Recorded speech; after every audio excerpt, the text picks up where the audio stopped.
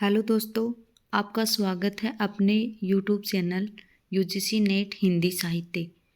आज हम इकाई 1 हिंदी भाषा और उसके विकास के अंतर्गत जो हिंदी की स्वनिम व्यवस्था है उसमें हमने पढ़ा खंडे और खंडेतर ध्वनियाँ, फिर हिंदी ध्वनियों के वर्गीकरण का आधार जैसे स्वर और व्यंजन। आज हम पढ़ेंगे हिंदी शब्द रचना। देखिए हिंदी शब्द रचना में कौन कौन से आएंगे, उपसर्ग है, प्रत्यय, समास, ठीक है। फिर ये हिंदी शब्द रचना है। फिर हिंदी की रूप रचना होगी, उसमें लिंग, वचन, कारक आदि, ठीक है। आज हम पढ़ेंगे हिंदी शब्द रचना। हिंदी शब्द रचना में देखिए हिंदी शब्द रचना, शब्द रचना का आशय नए शब्दों का निर्माण, शब्दों की बनावट और शब्दों का गठन है। इसके अंतर्गत कौन कौन से आएंगे, उपसर्ग, प्रत्यय और समास। देखिए हिंदी शब्द रचना, रचना मतलब क्या होता है, किसी चीज़ की रचना करना, उसकी रचना करना। रचना करना मतलब जैसे उपसर्ग है, उपसर्ग में हमने लगाया जैसे हार हो गया, हार में हमने लगा दिया पहले प्र उपसर्ग, तो ये बन गया प्रहार। क्या बन गया, प्रहार बन गया, ठीक है।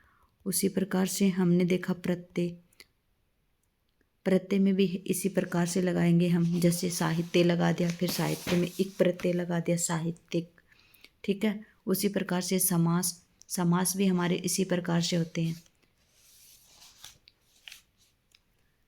ठीक है।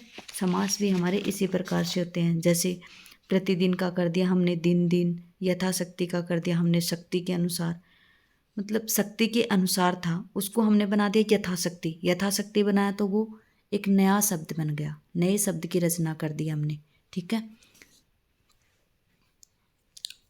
नए शब्द की हमने रचना कर दी। इसी प्रकार से देखिए जैसे है अति उपसर्ग लगा के हमने अत्याचार बना दिया, तो हमने नए आचार लगा दिया उसमें और अति आगे जोड़ दिया, तो फिर क्या बन गया, वो अत्याचार बन गया। अत्याचार बन गया तो हमने उपसर्ग की नई रचना कर ली, उपसर्ग लगा के उसकी रचना कर ली, किसी में प्रत्यय जोड़ के रचना कर लें, किसी में समास बना के उसकी रचना कर लें। मतलब दिया कि नए शब्दों का निर्माण, उनके शब्दों की बनावट और शब्दों का गठन से है हिंदी शब्द रचना। हम पहले देखते हैं उपसर्ग। उपसर्ग में क्या है, उपसर्ग को शब्दों से पहले जोड़ा जाता है, शब्दों से पहले जोड़ा जाता है वो उपसर्ग, शब्दों के बाद में जोड़ा जाता है वो प्रत्यय, और दो शब्दों के संयोजन से जो बनता है, संयोग से बनता है वो, दो या दो से अधिक के संयोग से बनता है वो होता है हमारा समास, ठीक है। उपसर्ग में जुड़ने से शब्द का अर्थ बदल जाता है, ठीक है। उपसर्ग के शब्द में जो जुड़ जाता है, उपसर्ग किसी भी शब्द में उपसर्ग जुड़ जाता है तो वो शब्द ही बदल जाता है, उसका अर्थ ही बदल जाता है। इस प्रकार जो शब्दांश शब्दों से पहले जुड़कर अर्थ को बदल देते हैं वे उपसर्ग कहलाते हैं। जिस प्रकार से उदाहरण देखिए, प्र में हार को जोड़ा प्रहार बना, वी में हार को जोड़ा विहार बना, परा में जय को जोड़ा पराजय बना, अभि में मुख जोड़ा अभिमुख बना। उपसर्ग के भेद कौन कौन से होते हैं, उपसर्ग के भेद देखिए, पहले होते हैं तत्सम, फिर तद्भव, फिर विदेशज। तत्सम शब्द कौन से होते हैं, तत्सम वो होते हैं जैसे हिंदी में प्रयोग किए जाने वाले सभी उपसर्ग का उद्गम संस्कृत से हुआ है।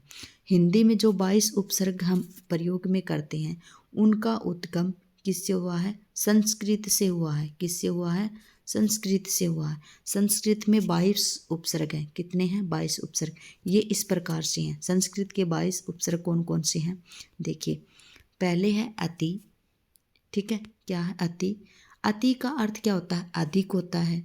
अति को हम ऊपर भी बोलते हैं, अति को हम बोलते हैं उस पार। अति का मतलब उल्लंघन होता है।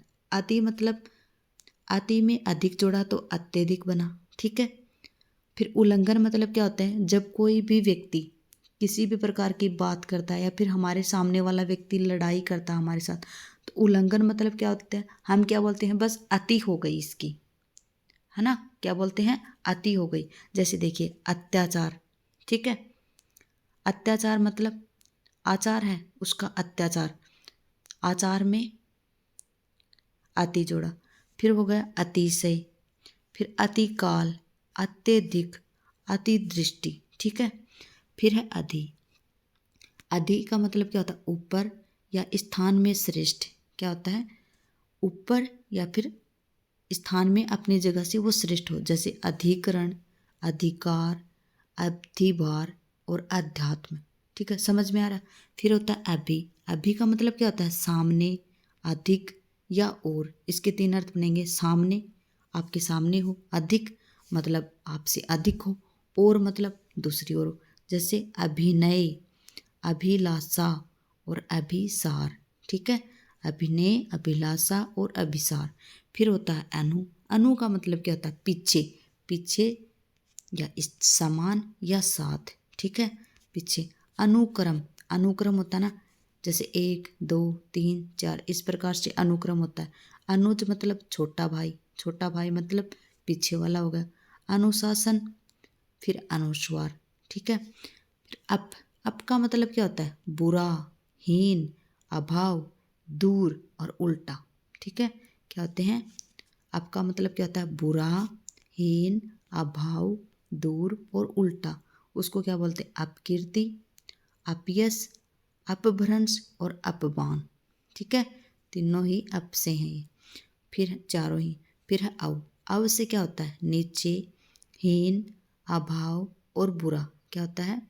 नीचे, हीन, अभाव और बुरा। ये सब किसके होते हैं? अव के होते हैं। अव से अवगत, अवनति, अवसर और अवस्था। क्या होता है? अवगत, अवनति, अवसर और अवस्था। उसके बाद में देखिए उप। उप का मतलब क्या होता है? निकट, गौण, सदृश। क्या होता है? निकट, गौण और सदृश। उसका मतलब क्या होता है? उप का मतलब देखिए, उप से बनेंगे उपसर्ग कौन कौन से बनेंगे इसमें? उपहार, उपकार, उपदेश, उपक्रम और उपलक्ष्य।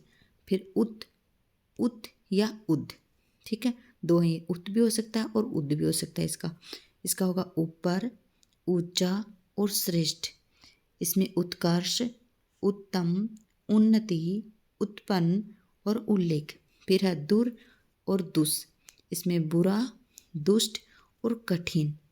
दुराचार, दुस्साहस, दुर्गम, दुर्बल और दुराग्रह।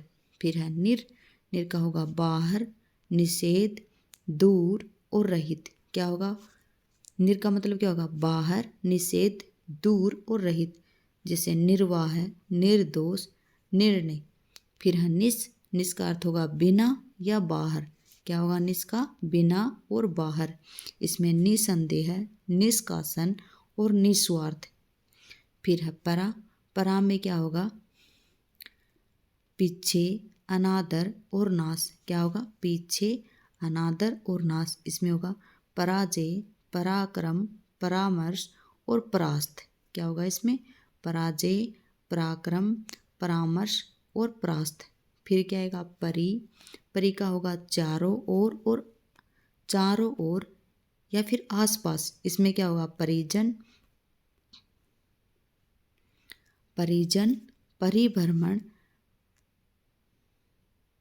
परिवहन और परिचर्चा। फिर आएगा प्रति। प्रति में आएगा आपके वापस और तरफ। क्या आएगा? वापस और तरफ। इसका आएगा प्रतिकूल, प्रतिवादी और प्रत्यक्ष। फिर आएगा वी। वी का होगा भिन्न, विशेष और अभाव। क्या होगा? भिन्न होगा या किसी से, विशेष होगा या फिर उस चीज़ का अभाव होगा। विकल्प, भिन्न के अर्थ में भी वी आएगा। विशेष होगा कि कोई, उसमें भी वी आएगा। और अभाव होगा किसी चीज़ का, उसमें भी वी आएगा। तो देखिए विकल्प, विकास, विज्ञान, विशुद्ध और वियोग। फिर है कु। कु का मतलब क्या होता है? बुरा। जैसे कुक्रम, कुख्यात, कुदृष्टि, कुपुत्र, इस प्रकार से ये वाला, ठीक है। फिर है सम। सम का क्या होता है? सम्यक या अच्छा साथ। वो होता है संकल्प, संग्रह, संगम। क्या होता है? हाँ, इधर से चलिए। फिर है सह। सह का होता है सहित या साथ। सहित का मतलब सहित, सरस और सजग। फिर होता है सु। सु का मतलब होता है अधिक या अधिक अच्छा। उसमें सुक्रम, सुकाम और सुगम। फिर है नी का अर्थ होता है भीतर या बाहर। नि मतलब निक्षेप, निदर्शन, निपात, निबंध और निकम्मा। फिर है प्र का मतलब अधिक और या आगे। प्रमाद, प्रकाश और प्रख्यात। फिर है आ का मतलब है तक और समेत। आ से कौन कौन से बनते हैं? आ उपसर्ग से आकर्षण, आमरण, आहार और आचरण। ठीक है। फिर हमारे आते हैं, ये हो गए हमारे जो हिंदी में प्रयोग किए जाने वाले जो सभी उपसर्ग है ना, उनका उद्भव संस्कृत से हुआ है। तो ये किसके हैं? संस्कृत के उपसर्ग हैं। कौन कितने हैं? 22 उपसर्ग हैं। फिर उसके बाद में हम पढ़ेंगे तद्भव उपसर्ग। तद्भव उपसर्ग क्या होते हैं? तद्भव उपसर्ग ऐसे शब्द हैं जिनका विकास संस्कृत उपसर्गों या संस्कृत के अवयव से हुआ है। ये उपसर्ग निम्न प्रकार से हैं। किस प्रकार से? उपसर्ग और उनका अर्थ और उनसे बनने वाले शब्द रूप पढ़ेंगे हम। ठीक है। ये देखिए, ये है अन। अन का मतलब क्या होता है? अभाव, निषेध या अचेत। ये क्या होता है? अनमोल, अनमेल और अनचाह। फिर है उनका मतलब होता है एक कम, जैसे 19, 29, 49 और 59। फिर होते हैं बिन मतलब क्या होता है? निषेध और अभाव, जैसे बिन देखा, बिन जाने, बिन माने। फिर होता है अध मतलब क्या होता है? आधा का होता है अध कच्चा, अध पक्का, अधमरा। फिर है भर का मतलब पूरा या ठीक। इसमें क्या होगा? भर पेट, भरपूर, भरमार, भरकोस। फिर होगा औ का होगा हीन या निषेध, जैसे अवगुण, ओघट और ओसर। फिर बोलते हैं नी में क्या होगा? निषेध, अभाव और रहित। नि से क्या होता है? निषेध, अभाव और रहित, जैसे निश्चय, निहत्था, निकम्मा, निडर और निधड़क। फिर है दू का मतलब बुरा या हीन। दुकाल, दुर्बल, दुष्कर्म, दुश्चरित। फिर है कै का मतलब क्या होता है? बुरा, मतलब कपूत और कचोट। फिर है कू का भी अर्थ होता है बुरा, जैसे कुचाल, कुचैला और कुचक्र। फिर है ए का मतलब होता है अभाव और निषेध, जैसे अधोता, अथाय और अटल। फिर है पर का मतलब क्या होता है? दूसरा या बाद का, जैसे परलोक, परोपकार, परसर्ग और परहित। ठीक है। फिर क्या होगा? फिर आगे आएंगे विदेशज उपसर्ग। विदेशज कौन से होते हैं? जो विदेशों से आए हुए उपसर्ग होते हैं उन्हें विदेशज उपसर्ग कहते हैं। जैसे कुछ विदेशज उपसर्ग इस प्रकार से हैं, जैसे अरबी के उपसर्ग। अरबी के उपसर्ग कौन से हैं? चलिए, अल का मतलब क्या होता है? अर्थ होता है इसका निश्चित, जिसमें शब्द रूप बनेगा इसका अलमस्त, अलगरज, अलबत्ता। फिर है एन मतलब क्या होता है? जैसे बोलते हैं ना ठीक या पूरा। ठीक पूरा कैसे? जैसे एन वक्त पे आ गया कोई, एन जवानी, है ना। फिर फी का मतलब क्या होता है? प्रत्येक, जैसे फी सैकड़ा, फी आदमी, मतलब प्रत्येक आदमी, प्रत्येक सैकड़ा और प्रत्येक आदमी। फिर गैर मतलब क्या होता है? भिन्न या विरुद्ध, जैसे गैर वाजिब, गैर सरकारी, गैर हाजिरी। फिर है बिल का मतलब क्या होता है? साथ, जैसे बिल मुक्ता, बिल्कुल।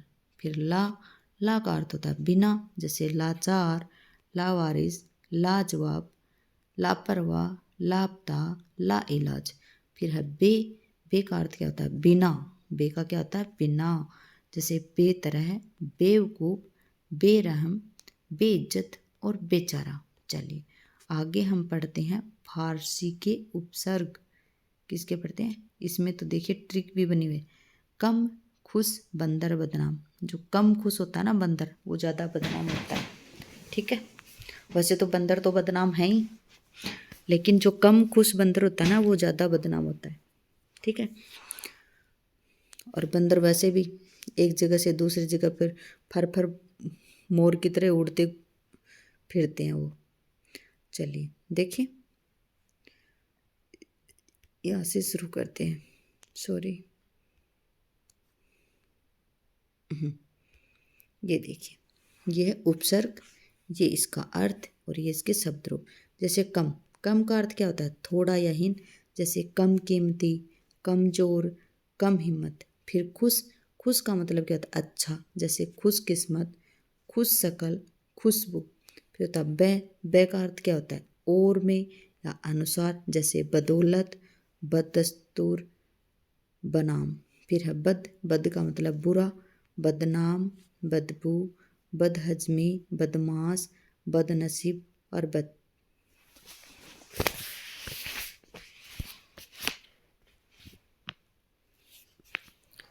ठीक है, बदनाम, बदबू, बदहजमी, बदमाश, बदनसीब और बदतर। फिर है ना, ना में होगा अभाव। जैसे नादान, नापसंद, नाराज, नामुमकिन, नाउम्मीद। फिर होता दर, दर में होता में। जैसे दरकार, दरखास्त, दर हकीकत या दरकिनार। फिर उसके बाद में होता अंग्रेजी के उपसर्ग। अंग्रेजी के उपसर्ग कौन कौन से हैं? अंग्रेजी के उपसर्ग देखिए, उपसर्ग, अर्थ और शब्द रूप। जैसे सब, उपसर्ग अंग्रेजी में कौन से हो गए? सब। सब का मतलब क्या होता है? अधीन, भीतरी, सह मतलब साथ। जैसे सब रजिस्ट्रार, सब जज, सब ऑफिस, सब कमेटी। फिर हाफ, हाफ का मतलब क्या होता है? आधा या अर्ध। जैसे half pant, half made, half tone. फिर होता है हेड, हेड में प्रधान या प्रमुख होता है। जैसे head constable, head mistress, mistress, head office, head post office. फिर होता है वाइस, वाइस का मतलब क्या होता है? जैसे उप या नायब या छोटा। तो इसमें vice captain, vice principal, vice vice president. ठीक है, ये हमारे हो गए उपसर्ग। चलिए, आज हो गए हमारे उपसर्ग। प्रत्यय हम करेंगे कल। ओके, अपनी तैयारी करते रहिए। Bye bye.